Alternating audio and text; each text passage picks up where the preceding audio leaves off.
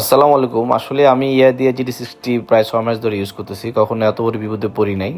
For the first time আমি সবচেয়ে first একটা খুব ডেঞ্জারাস বিপদে পড়েছি। যেটা হচ্ছে হঠাৎ করে দেখি আমার বাইকের স্কুটারের পিছের চাকা নজল লিক হয়ে পাম্প চলে গেছে। কোনোমতেই পাম্প রাখতে পারতেছি না। তো দেখেন এখন লোকজন ভ্যান-ট্যান রেডি করলাম। এখন এটা বেঁধে নিয়ে যাবো অফিস থেকে বাংলা মোটর থেকে তেজগাঁও নিয়ে যাবো। তো দেখেন তো আমি অলরেডি দেখেন মাস্ক-টাস্ক পরে ভ্যানে বসলাম। তো ভালো মতো দেখাচ্ছি। এক্সপেরিয়েন্স কখনো হয় নাই আমার সাথে ফর দ্য ফার্স্ট টাইম হইলো।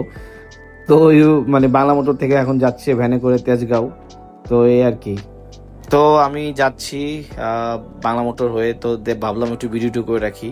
তো দেখতে দেখতে এই যে মাত্র ঢুকলাম, ঢোকা মাত্র লোকজন সব একসাথে হয়ে রানারের তারপরে সব একসাথে হয়ে আমি নামানোর জন্য ব্যবস্থা করতেছি।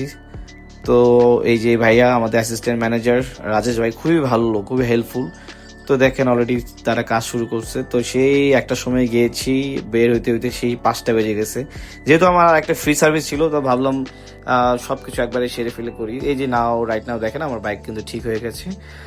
তো আমার সবকিছু ঠিক হয়ে গেছে, যা যা প্রবলেম ছিল সলভ হয়ে গেছে, সব রেডি করে আমি এখন চলে যাব। তো ভাবলাম আপনাদের শেয়ার করলাম যে প্রবলেমটা হয়েছে, এটা আমি আলহামদুলিল্লাহ সলভ হয়েছে।